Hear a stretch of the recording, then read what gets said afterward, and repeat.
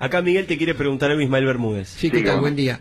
Teniendo en cuenta este análisis que ha hecho de la evolución de los movimientos nacionales, de haber comenzado, digamos, con políticas de movilización antiimperialista, etcétera, y el epílogo de que, bueno, han terminado de la manera que terminaron, teniendo en cuenta, bueno, el desplome, se puede decir, de los países de la ex Unión Soviética, y teniendo en cuenta el hecho de que, bueno, la Revolución Cubana, el propio chavismo están totalmente empantanados en una situación de impas permanente, ¿cuál es el mensaje, cuál es el legado que deja Galeano, que analizó estos fenómenos?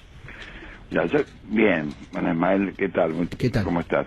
Te diría que fundamentalmente la visión que tuvo gran parte de nuestra generación, que ha sido deformada por ciertos analistas que nos presentan un poco como secos, duros y cuadrados militantes, ¿no es cierto?, de horizontes muy estrechos. Yo diría que acá hubo una gran creatividad, que esa creatividad que en su momento se expresó en el boom literario del cual participó el propio Galeano, por ejemplo, por decirte algo, ¿no es cierto?, el famoso boom donde estaba, bueno, Cortázar, García Márquez, etcétera, etcétera.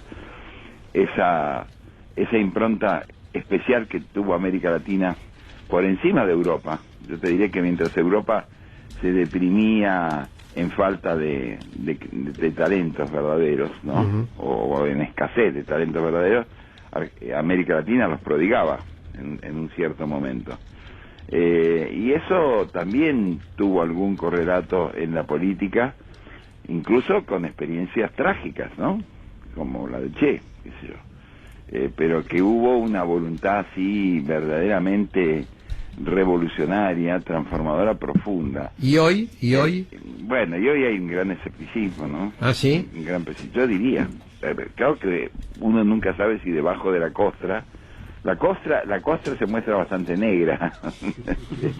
¿Sí? Yo creo que sí, que desgraciadamente y sería para analizarlo porque, entre otras cosas, las democracias no han sido todo lo democráticas que deberían ser. Nosotros pasamos de una etapa de dictaduras brutales que nos hicieron añorar, bueno, sí, que venga cualquier democracia, aquella despreciada democracia burguesa, esa, queremos esa. O sea, queremos una donde no te persigan los Ford Falcon, donde no te maten, donde no. Pero la democracia burguesa debería ser mucho más que no te persiga un Falcon. Exactamente, eso es, exactamente. Y sobre todo, no, y bueno, y peor todavía en el caso nuestro, que pueden volver a perseguirse los Falcon, por lo menos los del general Milani te espían. Sí. Digo, o sea que ya un peligro de regresión, aunque no sea por ahora cruento, ¿no es cierto? Bueno, aunque es relativamente, no sea cruento, digo, no sea cruento de manera masiva, como lo fue durante la dictadura. De todas maneras hay un peligro cierto de espionaje sobre los sectores, sobre los conflictos sociales, ¿no? Y sobre los actores sociales y políticos, eso está claro. Justamente todo este lío terrible que termina con la muerte de Nisman, ¿no?, esta guerra de espías, demuestra claramente que hay un aspecto degenerativo ahí. Bueno, en esa época, yo te estoy hablando del año 92, la entrevista con Eduardo, impresionante, ¿no? En ese momento eso no se podía ver, pero sí se veía la regresión profunda de los movimientos populares. Nico. Sí estaba, y yo creo que el valor histórico de esa entrevista es precisamente haber visto con gran lucidez que todo aquello que parecía, digamos, progresista y avanzado y demás, que era la caída del muro de Berlín, en fin, viste, Pink Floyd, The Wall, encerraba una etapa que no era el fin de la historia que decía Fukuyama, pero sí que era el fin de muchas esperanzas y muchas ilusiones, ¿no? Miguel, ¿qué tal? Nico Wineski soy. ¿Qué tal, Nico? ¿Cómo andás? Bien. Yo no sé si tiene que ver con esto último que estabas diciendo, pero Galeano el año pasado hizo declaraciones sobre su libro más leído, que es Las Venas Abiertas de América Latina, y dijo, no volvería a leerlo. Dijo que era una prosa de izquierda pesadísima, que era una etapa superada, y que por si fuera poco había escrito libros sin conocer debidamente de economía y política. Pues, Bueno, que lo había escrito sin conocer de economía política es cierto, Sí. pero eso no tiene nada que ver. Sí. Hay muchos escritores que han tenido grandes intuiciones respecto a los fenómenos sociales sin por eso haberse tragado a Ricardo, a Adam Smith, ¿no es cierto? Claro. Que el libro no tiene vigencia, yo creo que hay como una coquetería de Eduardo decir eso, sinceramente. Una coquetería. Una coquetería. O sea, que lo dijo de manera coqueta como para ocultar, para, digamos, púdicamente, como para decir, no, bueno, eso es como un pecado de juventud. Ajá. Lo digo esto porque, sinceramente, yo creo que él seguía pensando en la necesidad de un mundo solidario, de Claro. es decir, de una sociedad de iguales. De una Claro, sociedad... él también dijo, no me arrepiento de haberlo escrito, pero es una etapa superada, ¿no? Bueno, pero yo creo efectivamente que él seguía pensando en que era mejor Claro. un mundo de iguales y un mundo fraterno, ¿no es cierto? Socialista, en el fondo, si vos querés, digamos. O sea, yo me acuerdo que nos encontramos en Cuba, por ejemplo, en el periodo especial, en etapa muy crítica, y él me contaba por ahí algunos de los chistes que en aquel momento se hacían, ¿no? Como, por ejemplo, socialismo a muerte, bueno, es un pleonasmo, ¿no? Porque no era tonto y tenía un sentido crítico y veía, digamos, fallas,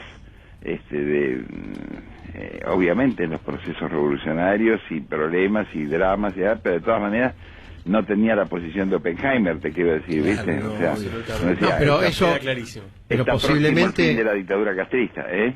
No, yo posiblemente, dado lo que dijo Galeano, creo que habla en favor de su grandeza, porque evidentemente, desde que escribió Venas de Abierta América Latina hasta ahora, la evolución que ha habido, Mm.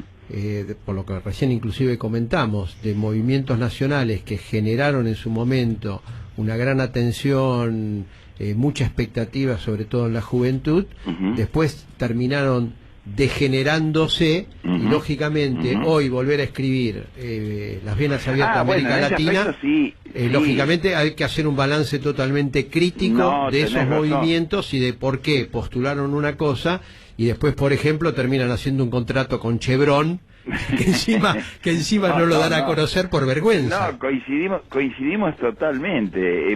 Por eso yo creo que Eduardo, cuando yo le mandé El Mal, que es un libro muy duro mío, el libro, yo te diría que es tan duro que ha sido bastante silenciado. Entre otras cosas, digamos, porque le pega a la Barricol, ¿no? Porque le pega a las grandes corporaciones y porque demuestra que el saqueo, en sus formas modernas, sigue tan vigente como en Las Venas Abiertas de América Latina. Ujú. Por eso él me dice, más que leer tu libro me está leyendo. Me estaba diciendo dos cosas. Me estaba diciendo, bueno, evidentemente te inspiraste en aquel espíritu con que yo escribí, ¿no? De alguna manera, y das la versión actual de todo eso, ¿no? O sea, me quería decir eso. Efectivamente las formas cambian y es obligación del periodista, del analista social, del analista político, relatar de acuerdo con los cambios que se han producido, no quedarse en viejas fórmulas y repetirlas eternamente.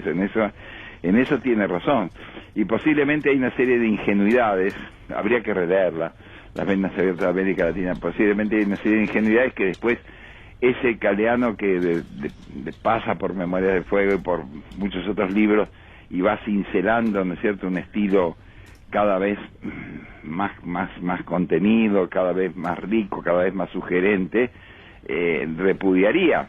Y eso me parece bien, o sea... Eso es natural y es la evolución propia de un tipo inteligente y del pensamiento. Claro, te diría que nos pasa a todos, o sea, yo hay cosas que no quiero ni ver, mía, que no las quiero ni mirar, pero eso ocurre porque efectivamente vas adquiriendo, entre otras cosas, el artista tiene que ser artesano ante todo, y buen artesano.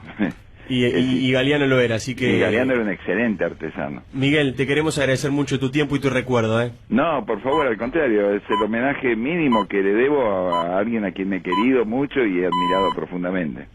Adiós, gracias por Gracias, conversar. Miguel. Miguel Bonazo, señores, con nosotros recordando a Eduardo Galeano, que falleció hoy a los 74 años.